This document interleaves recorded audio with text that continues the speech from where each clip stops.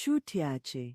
Singura decis, pecaro luaci, in fiacar dimineace, in intimitada, buidum neoster, arputea, intace, seva distruga sanitada intima, si seva fura bucuria, anilor de aur, nueste vorba desper medicamenti sau diete complicate, este un obisea tat de commun, a tat de inoffensiv in apparency, in cat medione, de omeni de peste cessante deoni, in practica zilnic, farissa sci imaginesica, de fapt, decid porte caterin feci et recurrente, durere chronica sci chiar complicaci carela pot pune viace in pericol, oseva desva lui, immediat desperses de vorba, dar maientai, lasaci mesama presint, sunt medic urologci, in ultimi decent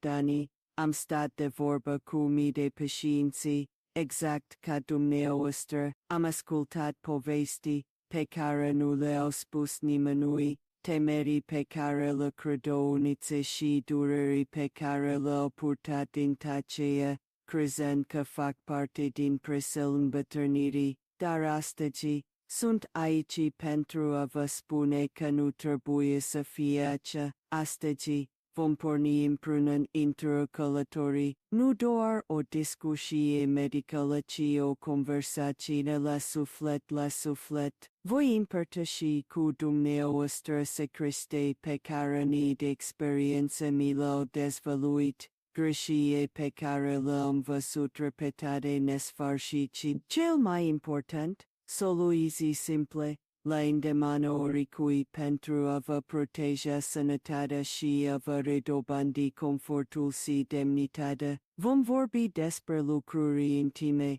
poate chiar genante pentru unii, dar o vom face cu respect, empatie și cu un singur scop, să vă oferim cunoașterea de care aveți nevoie pentru a trăi o viață lungă, sănătoasă și împlinită. Sunteți gata să aflați adevărul pe care nimeni nu pare să-l spună cu voce tare? Să începem cu primul și, poate cel mai răspândit secret periculos, modul în care vă gestionați hidratarea, în special din frică de a nu merge prea des la toaletă. Pare logic, nu-i așa? Dacă bo mai puțină apă voi avea mai puține accidente și nu trebuie să mă trezesc de atâtea ori noaptea. Această logică, deși aparent de bun simț, este o capcană mortală pentru sistemul urinar. Lăsați-mă să vă spun povestea domnului Andrei, un fost profesor de istorie din Iași,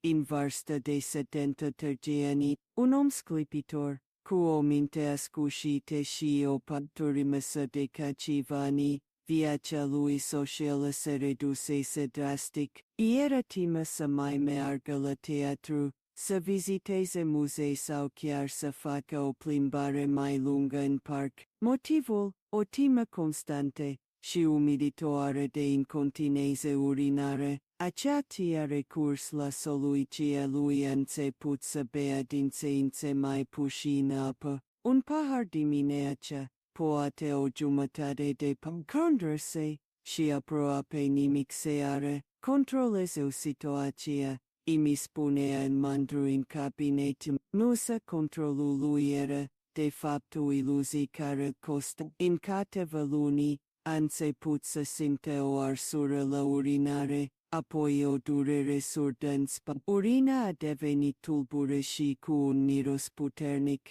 Când a ajuns la mine, era deja într-o stare avansată de infecție urinară. Rinichii lui suferu, deshidratarea cronică autoimpusă concentrase dată de mult în cap, deși de un mediu perfect pentru dezvoltarea bacteriilor. Am stat de vorbă ore înses, amintem farsă desfrică lui rușinea care copluge la gândul unui accident în public. Domnul Andrei nu era un caz izolat, el reprezintă mii de seniori din frică, și se sabotează singurii sănătate. Tratamentul a fost lung și anevoios. A necesitat antibiotice puternice și un plan strict de reidratare. A fost un proces de reeducare. De a-l convinge de altul mai nu rismanul ci aliatul soțeze mai depres. Apa diluează urina, ajută la eliminarea bacteriilor din tractul urinar și previne formarea pietrelor la rinichi. Reducerea aportului de lichide este și cum ai încerca să stingi un foc mic aruncând cu praf de pușică peste el. Poate părea că rezolvi problema pe moment, dar în realitate, crezi o explozie care agită și creșită de un indicator al nevoii de a bea. La vârstnicii, însă mecanismul ST este adesea diminua. Puteți fi deshidrat fără să simți nevoia ocultă de a bea. Uitați-vă la culoarea urinei dacă este galbenenci.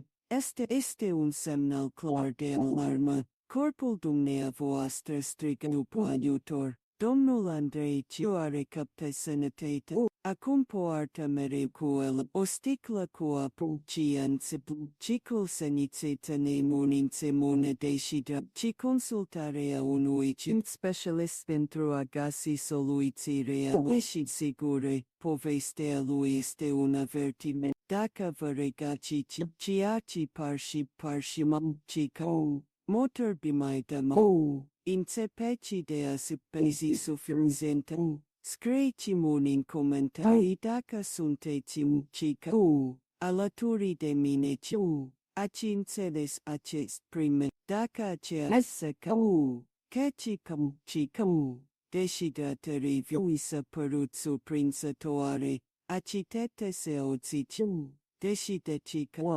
deși că menim, ci o igienă perfectă. Acum să vorbim despre un subiect delicat, în special pentru două, dar de o importanță, căci captinintul, excesivă, trăim se ludă de nuninusurită, prospectul ci de produse ca promit o purată absolută. Această obsecie, însă creată dușmani invizibil în însă mai deși că mai de trecut versă vă spun povestea, deși că mai de întrebântă în ununie în pochea, o femeie elegă, mereu preocupă de aspectul ei de o igienă impecabilă, pentru ea orice mic disconfort sau miros, natura orice mic de negligență. Ceea că de ani de zile folosea sinic intravaginale cu trerese soluții dintr-o cervecile umede parfumate, ci că se pun orient bacterii nedure, cretă cutere ci că se protegea, în realitate, facea exuncă mai tăci contrariul, a venit la mine disperat. Avea o senzație de obsesiune insuportabilă, irită, ci constantimaitimuțiu, ci că reveneau indiferent de tratamentul pe caminuri, se simțea murdără, frustrată și numă, avea deloc încredere în corpul, intimită, deși că se poteri devenise un coșmar dureros, se tica se cică orită în un incore. Mințe tăcită în core, o armată de bacterii, unită lactobacitiu, cică empare, cică prin spălăturii, cică în cutenicea distrugea sistematic această barieră cognitivă, cică în cutel, în bacteriile remise în bacteriile remise da perdemintenit, în cutenit. Flora vaginală este Oritanin canitus. Tica indaka folositi constenir bici de poternici camontuitinit. Tica moonin. Tica mo. Tica mos. Tica mos. Tica moonin cotenitinitinitinitinus. Tica moonin quadai fin vadata de tele mai resistente și aggressiva purieni. A fosto revelos. Tica mos. Tica moonin cotenitinitinitinitinus. Tica moonin cotenus. Tica moonin coten. Motor de bus. Tica moonin quadai fin. Tica moonin cotica multitinitinus. Aceasta igen aggressiva devine și mai periculoasă în această etapă. Tica moonin cotenitinitinus. Zona intima externă trebuie curățită. Tica moonin cotenus. Lacia petica multinitinit. Tica moonin cotenitinitinus. Tica moonin cotenus. Tica moonin cotenus. Vesalatinitinitinus. Spolotoriteritinito. Tica moonin coten. Tica mos. Tica moonin cotenus. Tica moonin coten. Tica moonin quadai finte pierisa respire. Este esenitia in. Tica moonin cotinitare permite pierisa respire. Este essenitial. Renunțare al absorbantele seniti parfumate poate. Tica moonin cotinito. Tica moonin cotinito. Motor de neus. Tica moonin cotinitius. Tica moonin cot. Tica mos. Tica moonin cotinitin. Tica moonin cotinito. Dar în câteva săptămâni disconfortul a începuțitus. Insecile cotinitos. Tica moonin cotut. Tica moonin cotut. Tica moonin cotus. Tica moonin cotinitu. Tica moonin cotinitus. Tica moonin cotinit. Tica moonin cotinitin. Tica moonin cotinit. Tica moonin cotinitus. Corpul dumnisetă pătinitus. Tica moonin cot. Tica moonin cotus. Tica moonin cotus. Baciați să o ascultați și să o respectăm. Tica moonin cotinit. Tica moonin cotinitus. Daciați ticratologienei văd. Tica moonin cotinitin. Tica moonin cotinitinitinitinitinit. Tica moonin cotinit. Tica moonin cotinit. Tica moonin cotinitus. Tica moonin cotinitus. Este un obicei pe care minții se dezvoltă de lung. Tica moonin cotinitus. Este alțare impuls de a merge la cea pus. Tica moonin cotinit. Tica moonin cotinitinitinitinitinito. Tica moonin cotinitus. Tica moonin cotinit. Tica moonin cotinitinit. Tica moonin cotinitinit. Notia poroto. Tica moonin cotinitinit. Notia porotitinitus. Inseretati. Este un antrenament periculos pentru de. Tica moonin cotinitinitinitinitus. Bacia porotinenin cotinit. Tica moonin cotinitinu. Tica moonin cotinitinit. Tica moonin cotinitinitin. Tica moonin cotinitin. Aceasta mental uz. Tica moonin cot. Tica moonin cotinitinitinitinitinitinitinitin. Tica moonin cotinitin. Tica moonin cotinitin. Tica moonin cotinitin. Lo de intitinitinitinitinitinitin timpos. Tica moonin cot. Tica moonin cotinitinitus. Inserete cretinit. Tica moonin cotinitinus. Nacia poro. Tica moonin cotinitinit. Acia un seter desesca de coperatinit. Otia porotinitus. Tica moonin cotinitinus. Dacia pohotini Că fiecare dată. somnul lui era fragmentat, era mereu obosit, era schimb, era caritatea vieții să prăbușise. Când a venit la cabinet, era convins că are o problemă gravă cu prostata. După o evaluare completă, am descoperit că prostata lui era tădăbușise.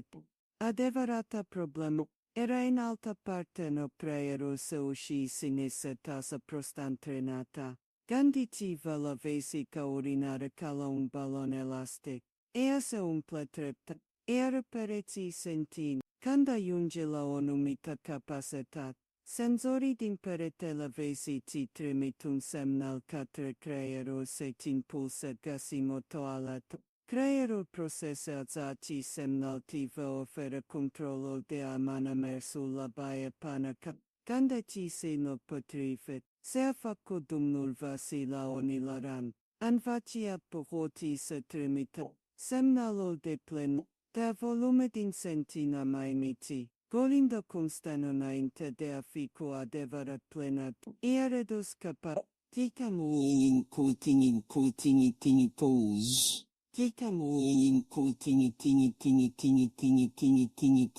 a devenit imperativ raționând la cea mai mică acumulare de urină. Este un cerc vicios, cu care te duci mai despreventiv, cu atât poți să te duci mai des pentru că nu Pose.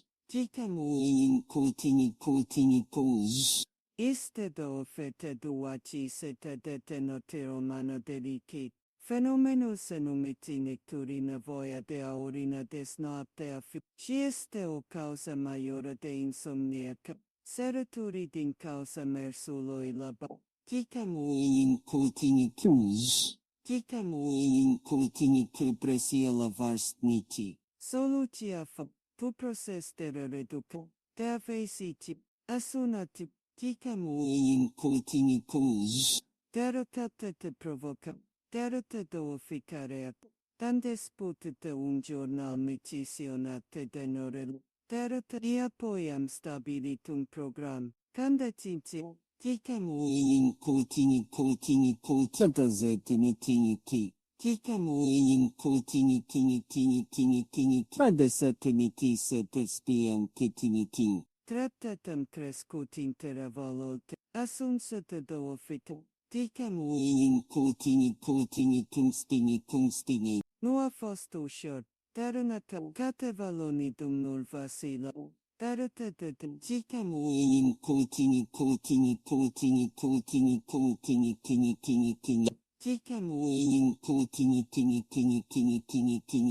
tini. da se te bufa o fitată domniti pătă domnite te două fitată, încerca să mersi să tălate doar tunsică. In cultini tini. Adevătă tini. In cultini se te dezeti. In cultini tini razet. In cultini tini.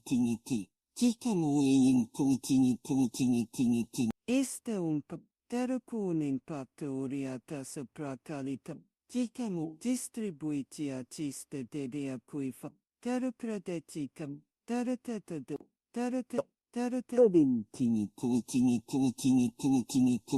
Tini. o informație corectă poate schimba o viață și se dă caracteristica majoritatea. In cultini se. In cultini tini. In cultini tini. In cultini. Și se dă Zetini cultini. se abordăm acum un subiect extrem de important. De s-a trecut de zi, In cultini. Cații dintre noi nu am luat un antiinflamator pentru durere de spate, un decongestionant pentru o răceală de saună, dar Tenebezete. In cultini. aceste medicamente disponibile la liber în farmacii inofensiv, Însă pentru persoană, Titamuin contini. vreau să vă prezint că Titamuin contini. vreau să vă prezint că Titamuin contini. Titamuin contini. pentru a și capătă Titamuin contini. Adeza deniti. Titamuin contini. Adeza detini contini. Le considera bomboane, medicamente sigure pe care la putea lua oricând avea nevoie. Într-o zi a venit la mine cu o problemă extrem de frustrantă, avea dificultate în a iniția urinarea și simțea că nu și poate goli completă vezica. Acest lucru îi provoca un disconfort constant și o anxietate teribilă. Se temea de o boală gravă. Am ascultat-o cu atenție. Am analizat istoricul medical și am întrebat-o în detaliu despre toate medicamentele pe care le lua, inclusiv se referi ca sicanit. când a menționat antihistaminițele și antiinflamatori. Titamuin culties. Multe dintre aceste medicamente indică Titamuin cultiam. Inclusivia cultidenitis teminitis folosită adesea pentru alergii și ca somnifere și unele decongestionante au proprietăți anticolinerice. Ce înseamnă acest lucru intru în limba simplu? Ele pot paraliza. Pariamo și il veziti urinare bonitil de trusor ficând mai puțin eficient în a se contracta și a expulza urina. Rezultatul, retenția urinară. Urina stagnează în vezică, se că crește exponențial riscul de infecții urinare severe și, în cazuri extreme, poate duce cătarea rinichilor. În același timp, antiinflamatoarele non-steroidiene, luate pe termen lung și ferite supraveghere, pot afecta funcția renală și se către rinichii. Pentru Doamna Maria, combinația acestor două tipuri de medicamente luate după ureche, slabea capacitatea vezitii de a se goliti. În același timp, punea o presiune suplimentară asupra rinichilorei. Era o rețetă pentru dezastru administrată chiar de ea însăși, cu cele mai bune intenții. Am oprit imediat medicamentele respectiv și am căutat alternative mai sigure împreună cu medicul de familie și alergologul. Am început un program de misiuni programate pentru a reantrena vezica să se golească la intervale delay. Îmbunătățirea nu a fost instantanee, dar treptat a început să simtă diferențe. Fluxul urinar și a îmbunătățit, iar senzația de golire incompletă a dispărut. Leșia de aici este crucială, disponibil fără rețetă nu înseamnă fără riscuri. Înainte de a lua orice medicamentul și pentru o rețeală banală, discută și cu medicul dumneavoastră sau cu farmacistul. Asigură-și-vă că nu interesează. Cine îi chestionează cu alte tratamente care îi urmă și că este sigur pentru dumneavoastră, având în vedere vârsta și condițiile medicale preexistente. Păstră și o listă actualizată cu toate medicamentele, suplimentele și chiar și caiurile pe care le consumă și prezentă și o medicului care le consumă și se prezentă și o medicului la fiecare consultă și corpul dumneavoastră după 7 de ani metabolizează medicamentele diferit. Fiți avocatul propriei sănătății, pune și întrebări. Nu presupune și niciodată că un medicamente și sigur doar pentru că este popular sau ușor de obținut. Evita și acest obicei al automedicației fără a consulta un specialist. Dacă aș găsit și asta informație utilă, imaginați-vă cât de multe alte secrete și sfaturi valoroase am de împărtășit cu dumneavoastră. Povești reale.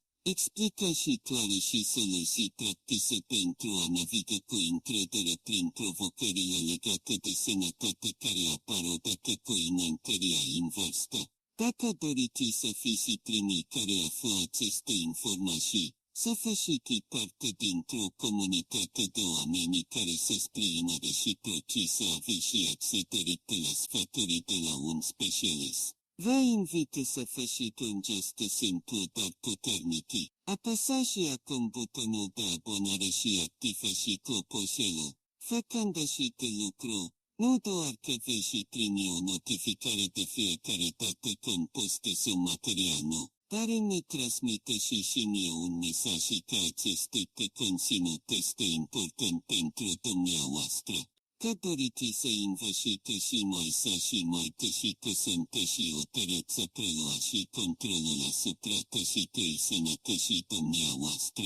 Haideți să construim împreună acest spațiu de cunoaștere și sprijin. Abonați-vă acum băiate și trăite. Și dacă vă șocat impactul medicamentelor fără riscate și te urmează să-i vă spun despre tășirea care înconjoară un anumit subiect în timp vă va face să înțelegeți ce să atât de mult și suferă inutil. Să păjătrântele teritorii consideratorizată în special pentru generația mai în vârstă sănătate și tăiată și tătăiani. Tăcerea care înconjoară acest subiect să iasă cetără și extrem de dăunătoare. Mulți cred că veți intimă să încheie la unul de vârstă.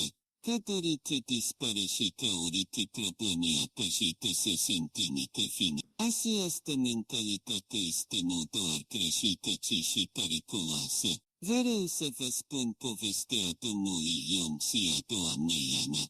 Un cuplu din Constanța și Tărici, au contul de trățiații cătăcizia tășităiani. Au contuianii fost nevitată tășităiani. Au contrică dinpreună, plină de iubire și respect. Însă de că și vani, o îmbrăsa și tănuse peste relația lor. Domnul Ion se puse să aibă dificultăți în a obține și a menține oirici. Rușinată și simțindu-se mai puțin bărbat, a început să evite orice formă de intimitate. Doamna Ana, la rândul ei să care adăușite și vaginala post-menopauză, să fășea orice contextă și dureros. Dar din timă de nu făși pe soșiul ei să se simte și mai presat și crezând că aceasta este normalitatea vârstei. Nu a spus nimic.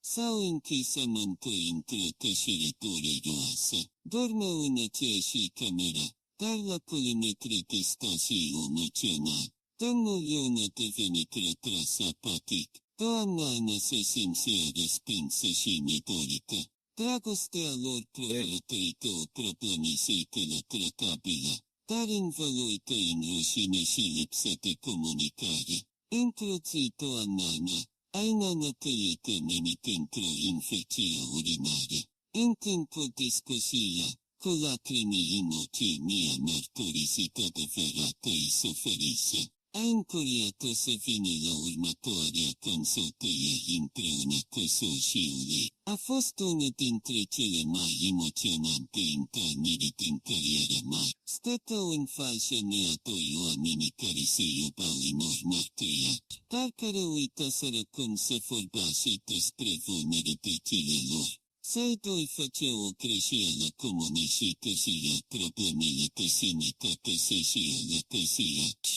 Încă tăia, încă se dămuie tăia, disfuncția erectilă, încă se dămuie. Nu era doar o problemă și tăcisi. Este adesea un semnal de iarmă timpuriu pentru alte lesiuni mai grave, cum ar fi bolile cardiovasculare, diabetul sau hipertensiune. Vasele de sânge nicite la nivelul penisului sunt primele care se pot purta sau deteriora. Ignorarea acestui simptom înseamnă ignorarea unui potențial pericol pentru inimă sau creier. Uscățiunea vaginală. În cazul doamnei Ana, Este o consecință directă a creșterii nivelului de estrogen după menopauză, o condiție numită atrofie vaginală. Nu este un semn și mai dorisită social, ci o modificare fiziologică care a soluții simple și eficiente. De la lubrifianții pe bază de apă la tratamente locale, cu doze mici de estrogen care refasă sănătatea mucoasei vaginale. Am vorbit și scoi. Le-am explicat mecanismele medicale din spatele problemelor lor. Demontant mitorile și mături în vină. Am recomandat un consult cardiologic pentru domnul Iunși. Am prescris un tratament local pentru doamna Nalia și am prescris un tratament local pentru doamna Nalia. Aia, Inția, Incoiatia, Timo și comunite. Să-i vorbase despre frișii, despre nevoi, despre disconfort, să redescopere intimitatea dincolo de acuză și mangaierie, indresiserie, tandresie, recuperarea la o custom procese, dar după câteva luni, am primit o carte poșită de ea dintr-o vacație. Erau din noi, sambitorii și conectații. Nu îi lasă tașia să vă distrugă ea și semitatea. Să iau tașia să vă distrugă ea și semitatea. Să iau tăcitescă componentă vitală. A calitatea vieții auriți vașită. Discuta și deschis cu partenerii și, mai ales cu medicul domnia vașii. Urologul pentru bașii, și ginecologul pentru femei. Sunt specialiști care vă pot ajuta. Există soluții, tratamente și strategii. Nu sunt și singuri în asta. Nu suferiți în tășie. Dacă îndrăzneala te sparge acesta vă e impresionă. Impresia și se auzise despre comunobite vestimentari pe care i-au purtat și silnite vă poate. Incoatei afectă sănătatea intimă fără ca măcar să bănuiti. Să ne îndreptăm atenția acum către un detaliu aparent minor, dar cu implicații majore pentru confortul și sănătatea zonei intime, atât la bărbații, cât și la femei. Alegerea lenjerei intime poate părea un subiect trivial, dar materialul și croiala lenjerei pe care o purtați pot crea un mediu propice pentru iritații, infecții și disconfort cronic. Vă voi spune povestea doamnei Rodica, o pensionară de 76 de ani din Sibiu, fostă vânzătoare într-un magazin de lux. Întotdeauna cocetă, doamna Rodica era de părere că eleganța trebuie să se regase în cele mai mici detalii. Așa că preferă lenjerea intimă din materiale sintetice, tantelă și cu o croială foarte stramtă, considerând-o mai atrăgătoare și mai modernă. De luni de zile, însă se confruntă cu o mancerime persistentă. Rosia se senzație de arsură în zona intimă. Fusese la mai mulți medici, primise diverse creme și unghiente, dar problema revenea mereu. Era epuizată fizic și psihic. Nimeni nu întrebase un lucru esențial. Ce fel de lingere purtase? Când am abordat acest subiect, a fost surprinsă. Nu făcuse niciodată legătură. Greșeala ei, purtarea constantă a lingerei din materiale sintetice, precum poliesterul, nylonul sau licra. Aceste materiale sunt non-respirabile. Ele captează căldură și umiditatea, creând un mediu cald și umed, perfect pentru proliferarea bacteriilor și a ciupercilor, cum ar fi Candida albicans. Este ca și cum ai purta o pungă de plastic pe piele toată ziua. Mai mult, croiala stramtă provocă frecare constantă, iritând pielea deja sensibilă a unei femei la postmenopauză. La bărbații lenjerea prea stramtă în special din materiale sintetice, poate duce la probleme similare. Iritații foliculită, inflamarea foliculilor de părți, infecții, fungițe în zona inginală. De asemenea, poate crește temperatura testiculară. Deși relevanța acestui aspect pentru fertilitate scade cu vârsta, disconfortul rămâne o problemă reală. Soluția atât pentru doamna Rodica, cât și pentru oricine se confruntă cu aceste probleme, este de o simplitate dezarmantă. Lângerea intimă din bumbace. Bumbacul este un material natural, moale și cel mai important, respirabil. Permite aerului să circule, menține zona uscată și previne acumularea de căldură și umiditate. Este cea mai bună alegere pentru sănătatea intimă de zi cu zi. Am sfătuit-o pe doamna Rodica să renunțe complet la lângeria sintetică pentru o perioadă și să folosească injecții sigilosii din bumbaci, cu o croială legeră. De asemenea, i-am recomandat să doarmă fără lângere intimă pe timpul nopții, pentru a permite pielii să respire și să se refacă. Rezultatele au fost spectaculoase. În mai puțin de 2 săptămâni, fără niciun alt tratament medicamentos, simptomele i-au dispărut complet. Disconfortul care o cinuise luni de zile era cauzat, în principal, de o alegere vestimentară. Uitați-vă în ce materiale predomină. Cât de confortabilă este cu adevărat. Nu sacrificați sănătatea pentru estetică. Alegeți bumbacul pentru purtarea silnică. Păstrați lângerea din materiale speciale pentru ocazii de scurtă durată. Spălați lângerea nouă înainte de o purta și folosiți detergenii și blanții, fără parfum. Aceste mici schimbări pot preveni probleme mari. Conversați cu medicul dumneavoastră despre aceste aspecte de suferiți de iritații recurente.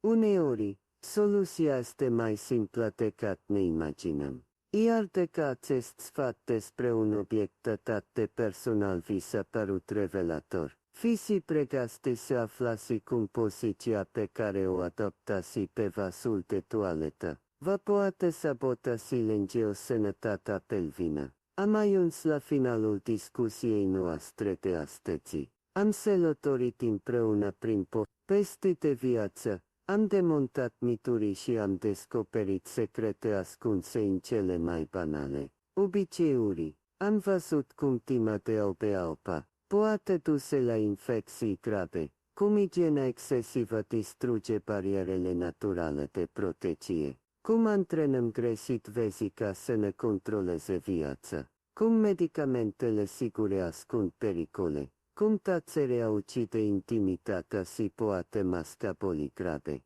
și cum alegerii simple precum lângeria intimă, postura la toaletă sau dietă, pot avea un impact monumental asupra sănătății noastre. Fiecare poveste, a domnului Andrei, a doamnei Elena, a domnului Vasile, a fost o fereastră către o suferință reală, dar și o dovadă de speranțe și soluții. Acum ce facem cu aceste informații? Le lăsăm să se asescă praful sau le transformăm în acțiune? Vă încurajez să alegeți a doua variantă. Începeți cu pasii mici. Alegeți un singur obicei pe care l-ați identificat la dumneavoastră și concentrați-vă să le schimbați. Poate fi acela de a mai adăuga 2 pahare de apă în programul zilnic. Poate fi decizia de cumpere îngerii din bumbaci. Sau poate curajul de a programa acea discuție cu medicul dumneavoastră, discuție pe care o amânaiți de prea mult timp. Nu așteptați să simptomele grave. Prevenția este cel mai puternic medicament. Fiți proactivi. Când trebuie să căutați ajutor profesionist. Imediat, dacă observați sânge în urină, durere la urinare, o schimbare bruscă a frecvenței sau a controlului, dificultăți de golire a vezicii, sau orice alt simptom care vă îngrijorează, nu amânaiți. Nu căutați răspunsuri pe forumuri. Nu vă trasi după sfaturile vecinilor. Mergeți la medicul de familie, la urolog sau la ginecolog.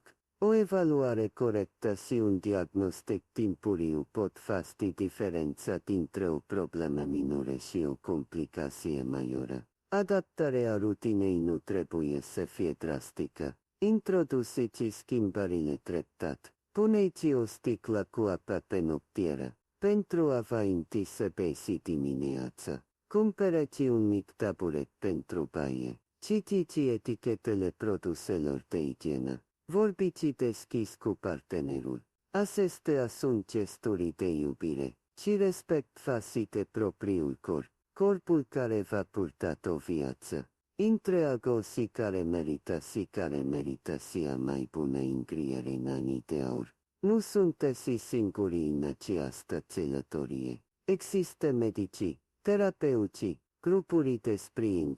Spereu această comunitate pe care o construim aici, gata să vă ofere informații și încurajare. Îmbătrânirea nu este o boală, este un privilegiu, iar a îmbătrâni frumos și sănătos este o artă care se învață, o artă a alegerilor conștient și a grijii față de sine.